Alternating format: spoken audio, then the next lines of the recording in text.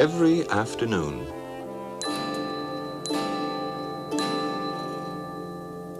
As they were coming from school, the children used to go and play in the giant's garden.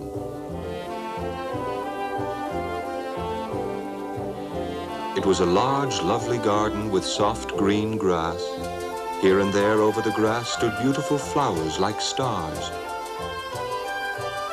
And there were 12 peach trees that in the springtime broke out into delicate blossoms of pink and pearl, and in the autumn bore rich fruit.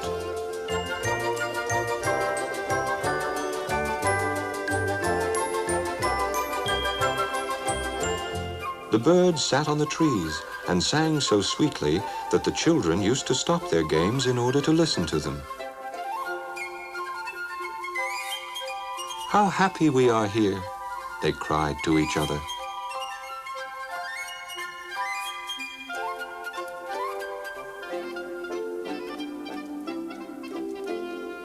One day, the giant came back.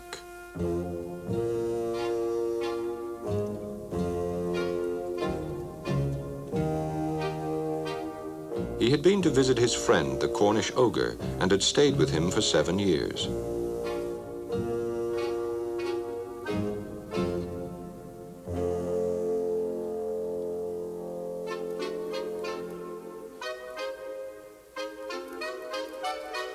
After the 7 years were over, he had said all that he had to say, for his conversation was limited.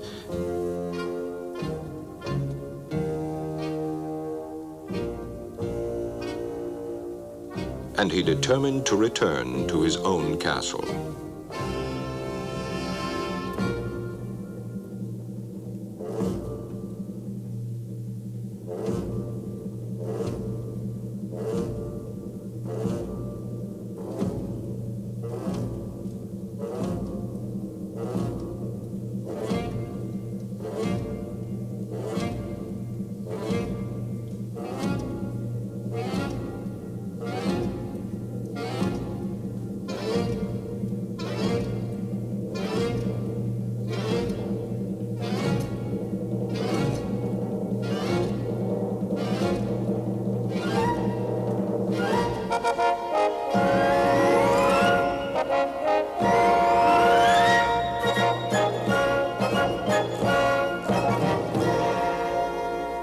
When he arrived, he saw the children playing in the garden.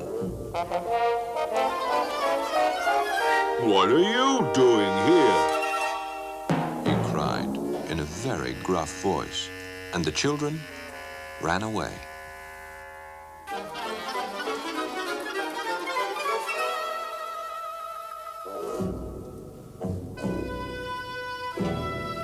"My own garden is my own garden," said the giant. "Anyone can understand that, and I will allow nobody to play in it but myself."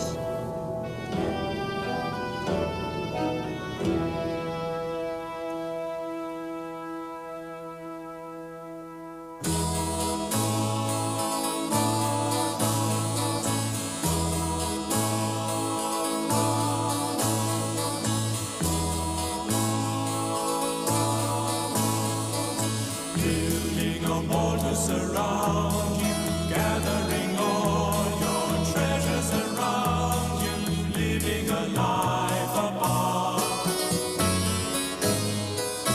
Not having anyone near you, building a wall and making them fear you, saying you have no heart.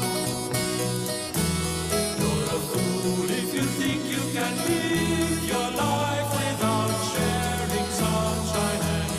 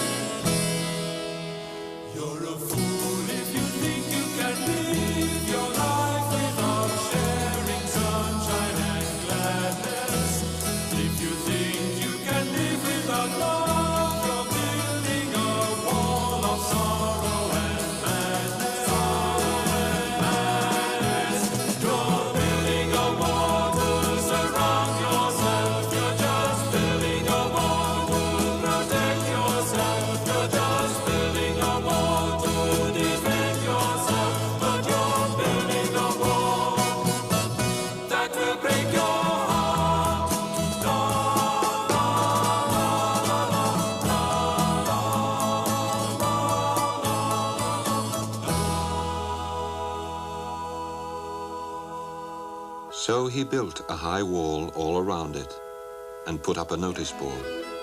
Trespassers will be prosecuted.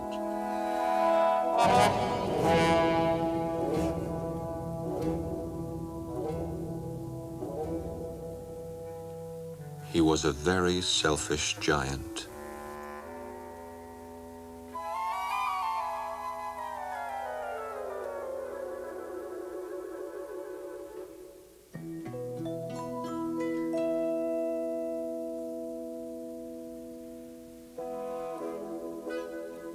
The poor children had now nowhere to play. They tried to play on the road, but the road was very dusty and full of hard stones, and they did not like it.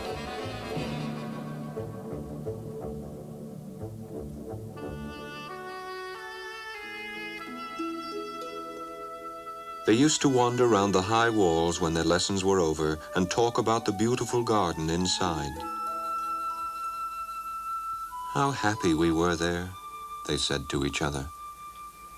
Then the spring came, and all over the country there were little blossoms and little birds. Only in the garden of the selfish giant, it was still winter. The birds did not care to sing in it, as there were no children, and the trees forgot to blossom. Once, a beautiful flower put its head out from the grass. But when it saw the notice board, it was so sorry for the children that it slipped back into the ground again and went off to sleep. The only people who were pleased were the snow and the frost.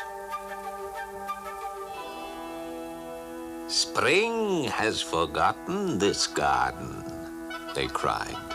So we will live here all the year round.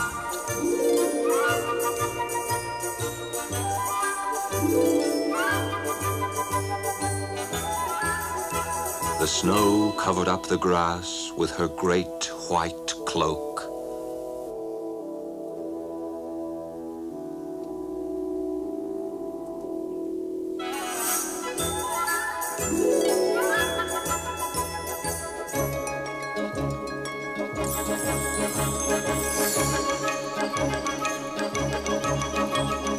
And the frost painted all the trees silver.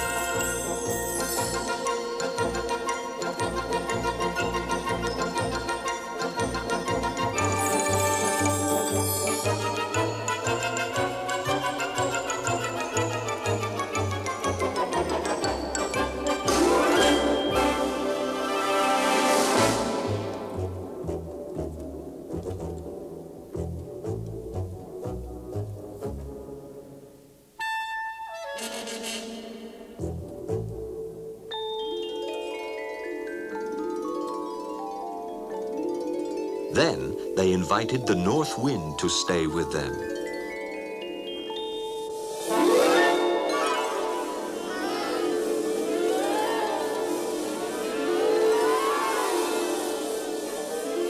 And he came. He was wrapped in furs, and he roared all day about the garden and blew the chimney pots down.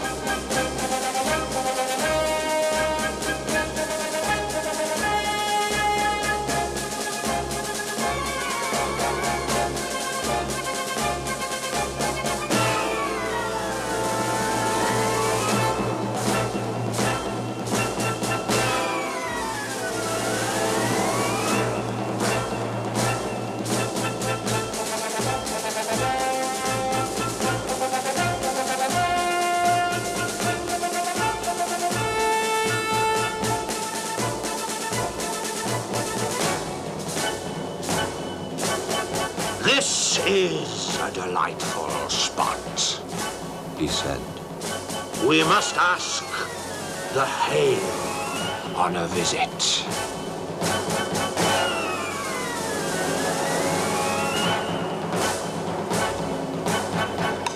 So the hail came.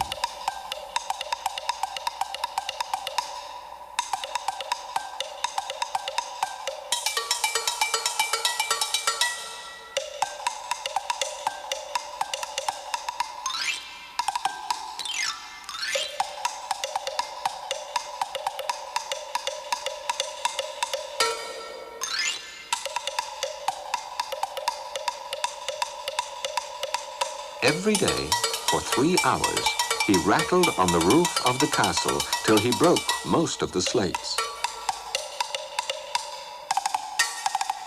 And then he ran round and round the garden as fast as he could go.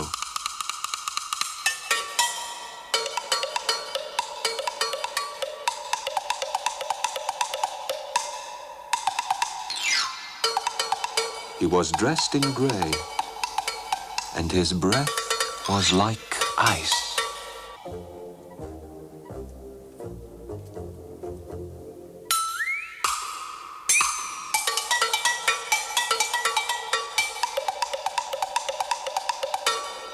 I cannot understand why the spring is so late in coming, said the selfish giant as he sat at the window and looked out at his cold, white garden. I hope there will be a change in the weather. But the spring never came, nor the summer.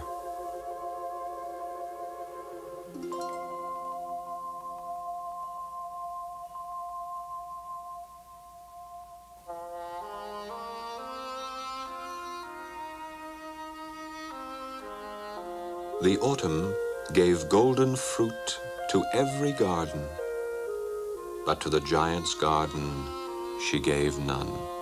He is too selfish, she said. So it was always winter there. And the north wind and the hail and the frost and the snow danced about through the trees.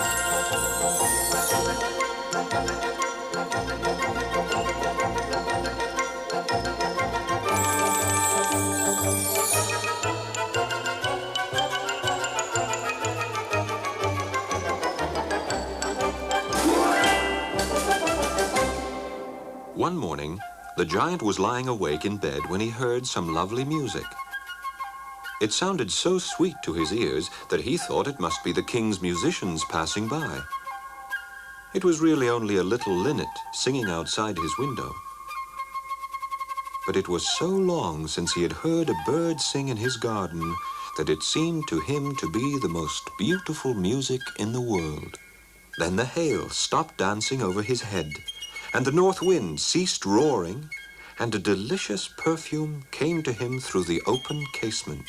I believe the spring has come at last, said the giant. And he jumped out of bed and looked out. What did he see? He saw a most wonderful sight. Through a little hole in the wall, the children had crept in, and they were sitting in the branches of the trees. In every tree that he could see, there was a little child. And the trees were so glad to have the children back again that they had covered themselves with blossoms and were waving their arms gently above the children's heads. The birds were flying about and twittering with delight, and the flowers were looking up through the green grass and laughing. It was a lovely scene, only in one corner, it was still winter. It was the farthest corner of the garden, and in it was standing a little boy.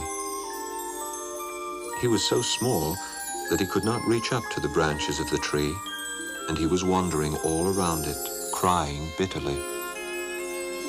The poor tree was still covered with frost and snow, and the north wind was blowing and roaring above it. Climb up, little boy, said the tree, and it bent its branches down as low as it could. But the boy was too tiny, and the giant's heart melted as he looked out. How selfish I have been, he said. Now I know why the spring would not come here. I will put that poor little boy on the top of the tree, and then I will knock down the wall, and my garden shall be the children's playground forever and ever. He was really very sorry for what he had done.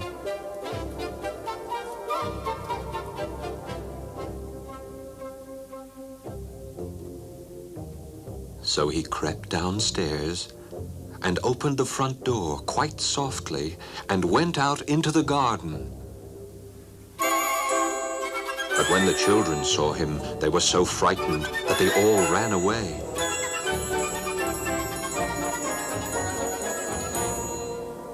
And the garden became winter again.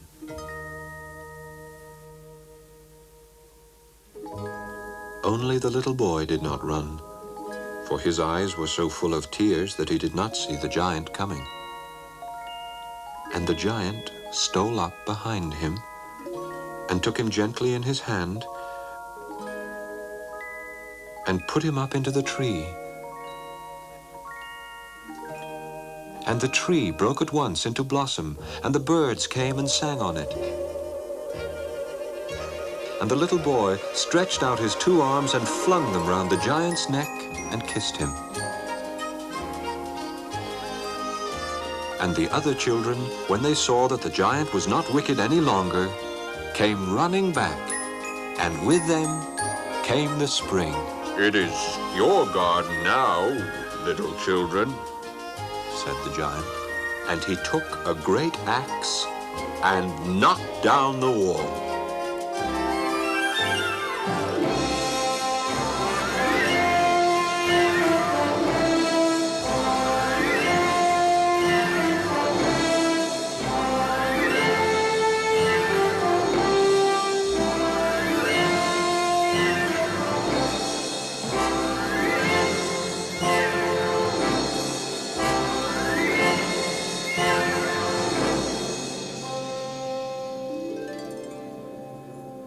And when the people were going to market at 12 o'clock, they found the giant playing with the children in the most beautiful garden they had ever seen. All day long they played, and in the evening they came to the giant to bid him goodbye. But where is your little companion? He said. The boy I put into the tree. The giant loved him the best because he had kissed him. We don't know, answered the children. He has gone away. You must tell him to be sure and come tomorrow, said the giant. But the children said that they did not know where he lived and had never seen him before. And the giant felt very sad. Every afternoon, when school was over, the children came and played with the giant.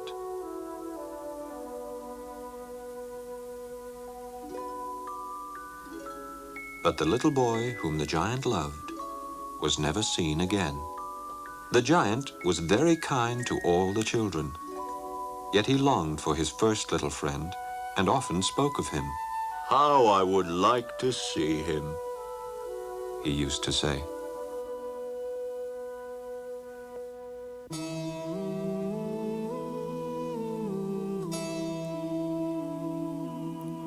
The song I sang in my youthful years was restless as the spring,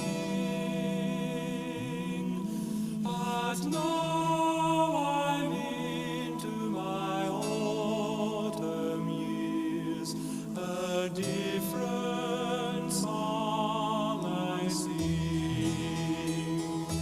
Years go over,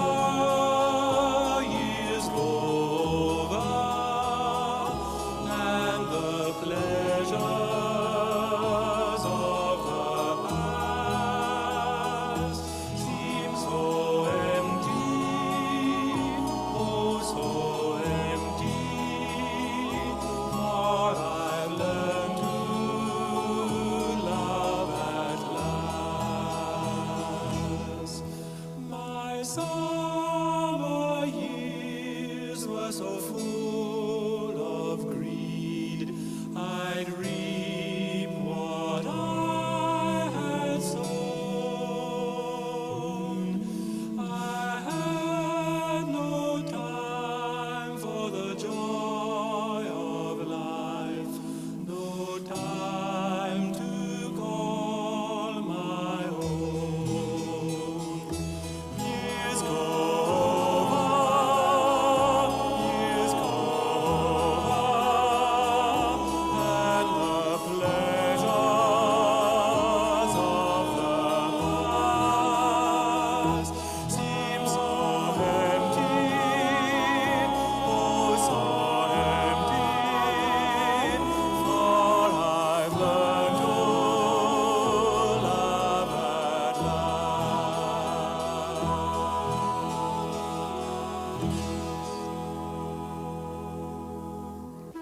Years went over, and the giant grew very old and feeble.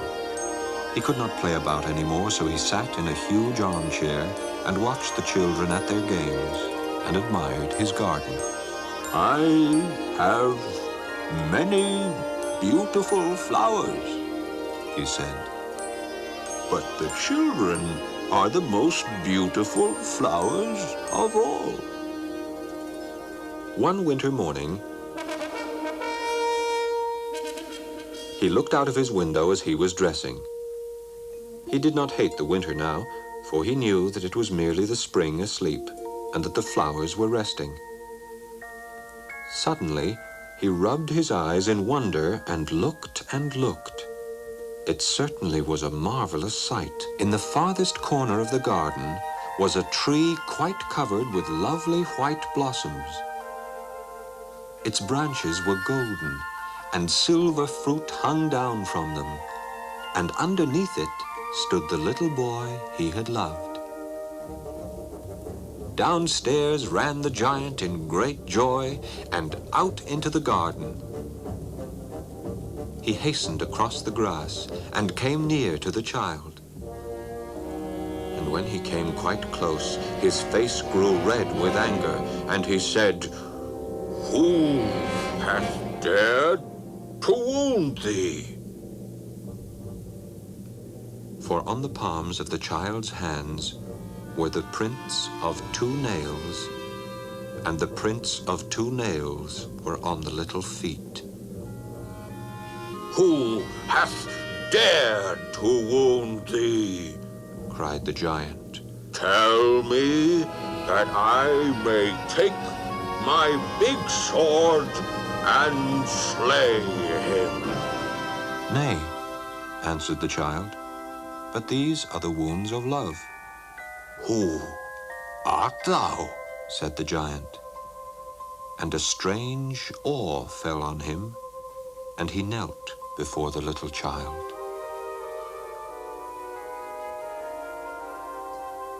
And the child smiled on the giant and said to him, You let me play once in your garden.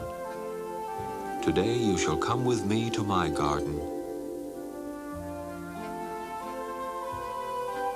which is paradise.